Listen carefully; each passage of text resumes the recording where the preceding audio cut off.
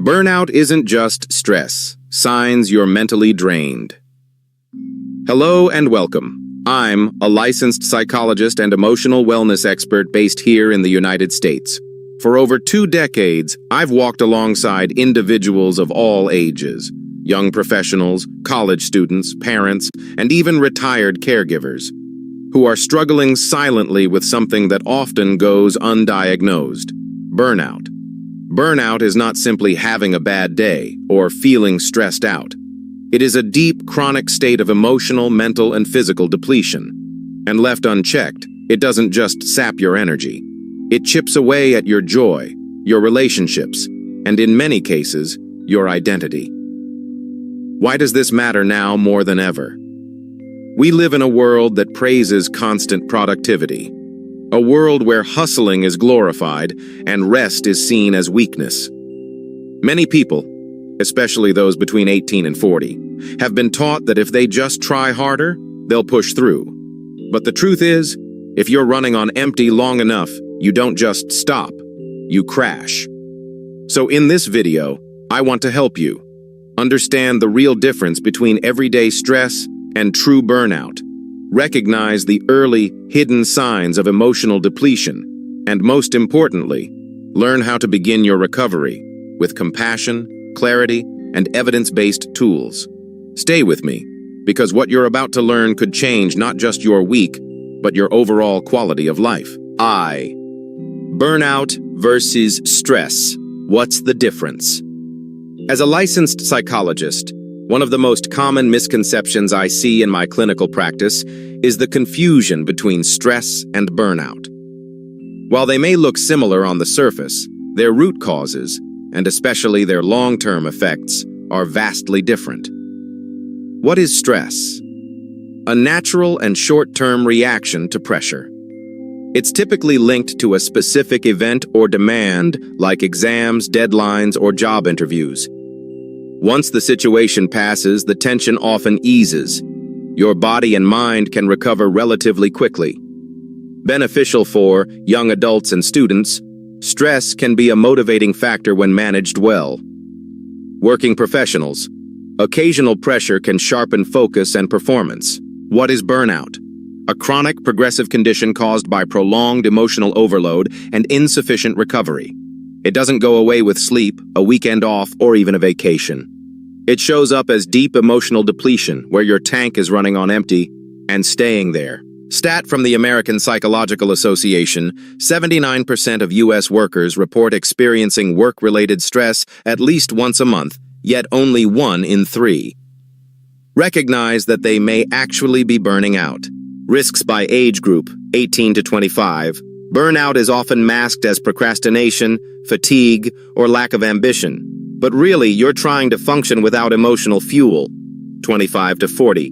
It's misinterpreted as career failure, laziness, or not being strong enough. You may overwork out of fear of failure, people-pleasing, or financial pressure until one day, you just feel numb. Small conclusion. Understanding this difference is essential. Stress says, I need to slow down. Burnout says, I can't go on like this. And if you feel closer to the second, stay with me, because what's next may explain what you've been feeling for months or even years. 7. Hidden signs you're mentally drained, even if you look fine. Burnout rarely announces itself with a big red warning sign. Instead, it slips in quietly. You may still be functioning on the outside, working, parenting, studying, but internally, something feels off, even broken. Let's take a closer look. 1. Persistent fatigue. No matter how much you rest. Even with 8 or 9 hours of sleep, you still wake up exhausted. You may feel like you're living in a constant mental fog, as if your brain is walking through molasses. Impact by age group: students and early professionals. Often chalk this up to bad time management, but it's more than that. Parents and caregivers.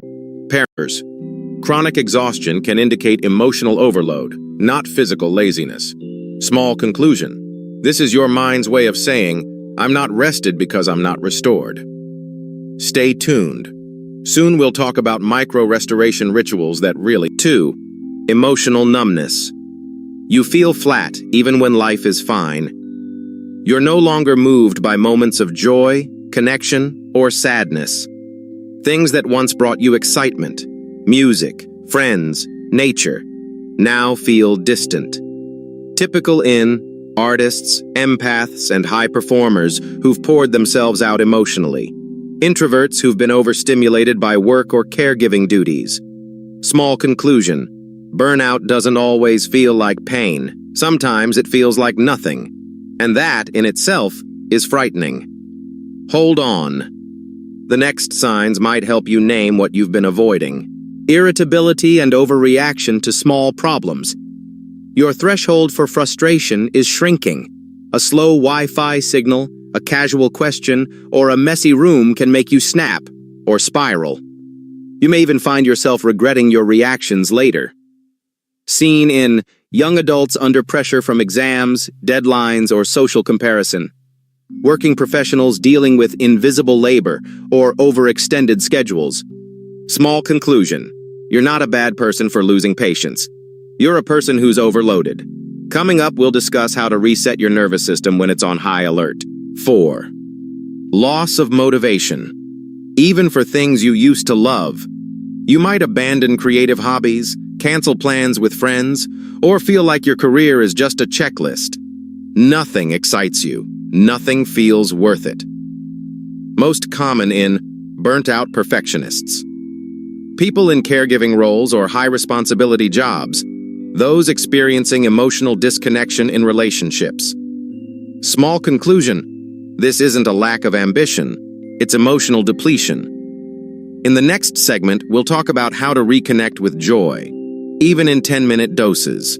5. Withdrawal.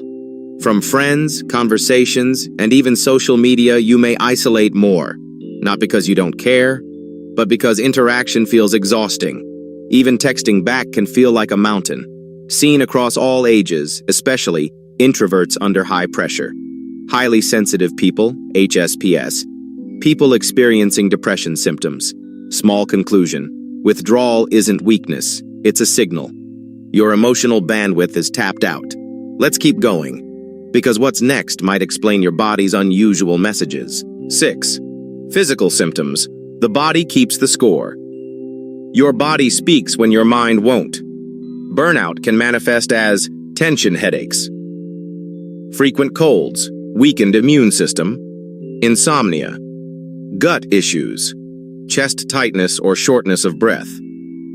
Medical professionals and high performers often ignore these signs or self-medicate. Small conclusion: don't just chase symptoms. Understand their emotional roots. Next, we'll explore the most dangerous signal of all: the voice inside your own mind. 7.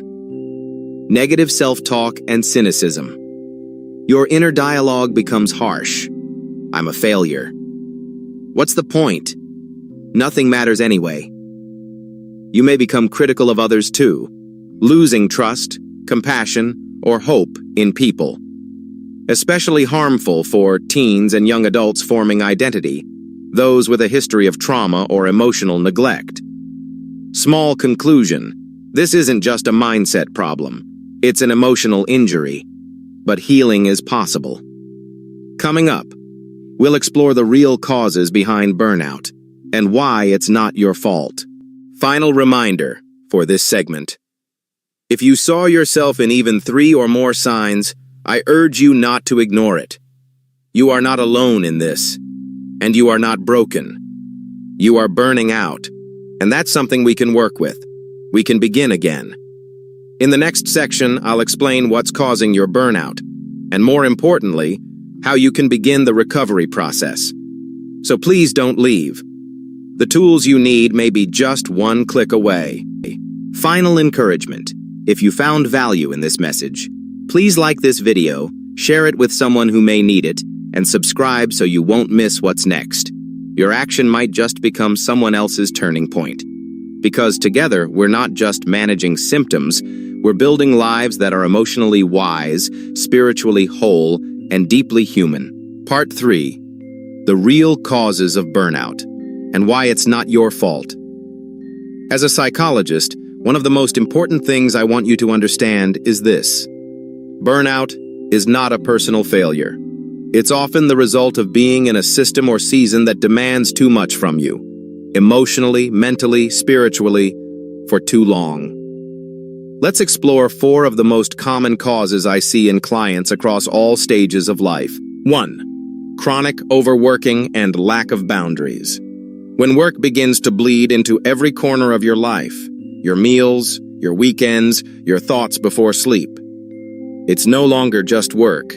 It becomes a form of quiet erosion. You stop knowing when to stop.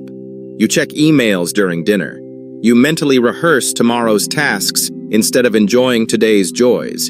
Who's most affected? Young professionals and entrepreneurs trying to prove their worth. Parents juggling paid work with unpaid care responsibilities. Students who internalize the belief that their value lies in achievement. Mini conclusion. We are not machines. When you're always on, your nervous system never fully turns off. And that comes with a cost. Stay with me, because healing begins with awareness. 2. Perfectionism and people-pleasing. Perfectionism says, if I don't get this exactly right, I'll be judged. People-pleasing says, if I don't make everyone happy, I'm not enough. Both are rooted in fear, and both are exhausting. You say yes when you mean no. You overfunction in relationships, taking on more than your share. You feel guilt when resting, as if you're falling behind. Who's most affected? Teenagers and college students raised with high expectations. Women and caregivers in cultures that reward self-sacrifice. High achievers in fast-paced industries. Mini conclusion. You're not selfish for putting your needs first. You're wise. Burnout doesn't just come from doing too much.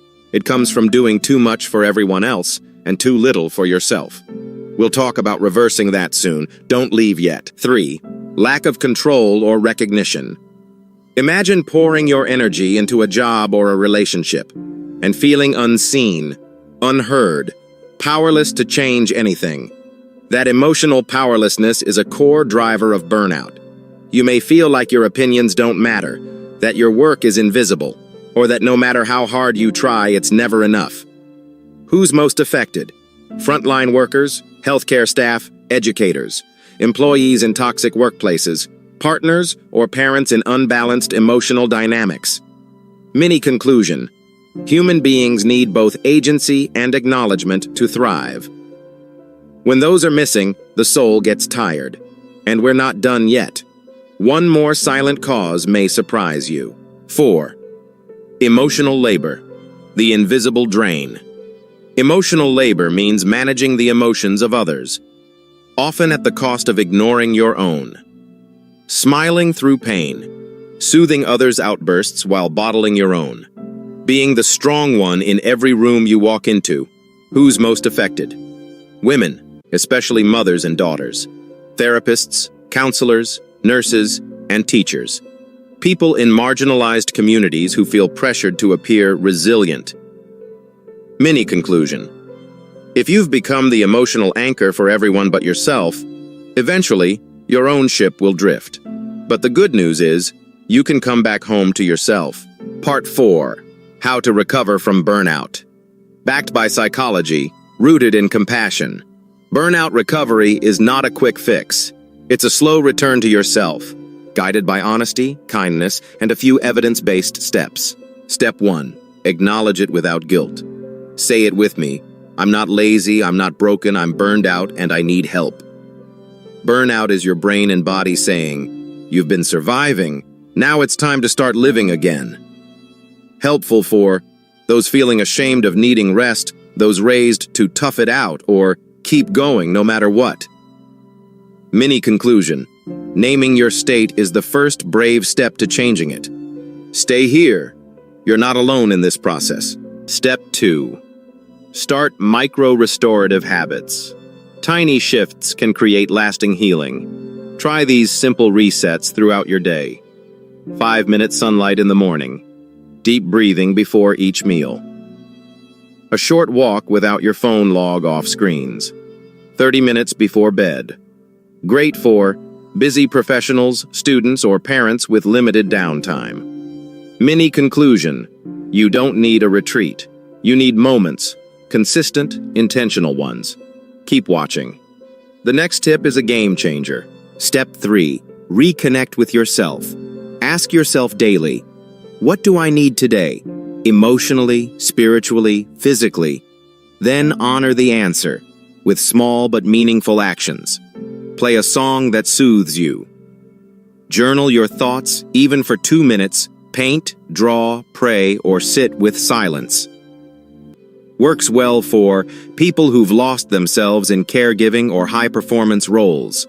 Mini conclusion: you're not just a role or a title.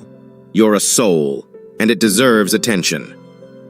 Next up, let's talk boundaries. Step 4. Set boundaries that protect your energy. Every yes you say to others is a no to something else, often your own needs. Start with small limits. I'll get back to you tomorrow. Say no when needed. Not later, not softly, but clearly. Life-saving for empaths, people pleasers, and those raised without emotional autonomy. Mini conclusion: boundaries aren't selfish. They're sacred. Stay close because support matters too. Step 5. Seek support. You deserve it. You don't have to carry this alone. Speak with a licensed therapist. Join a support group. Online or in person, open up to someone who listens without judgment. Best for those in crisis or transition. Divorce, career change, loss, trauma. Mini conclusion: healing happens faster and deeper in community. You are not a burden. You are a human being. Let's close with some practical next steps. Final tips. Your next small steps. Burnout may look like tiredness, apathy, or failure, but beneath it all is a soul asking to be cared for. Here's how to begin again. Final practical tips. Do nothing. Hour. Once a week, block time to simply exist. No goals, no guilt. Burnout journal. Track what drains versus what restores you. Clarity creates healing. 3-bucket rule. Each day, focus your energy on only 3 areas. X. Work, relationships, health. Let the rest wait. Reminder. You are allowed to be a human being, not just a human doing. Final encouragement. If this message helped you pause, breathe, or understand yourself better, please like this video. If you know someone silently struggling, share this with them. If you'd like to keep learning and healing with me, subscribe, because the next video is already being prepared with care. You're not behind. You're not broken. You are worthy of rest, worthy of love, and worthy of starting over. Thank you for being here. Take gentle care of your mind, and I'll see you in the next video.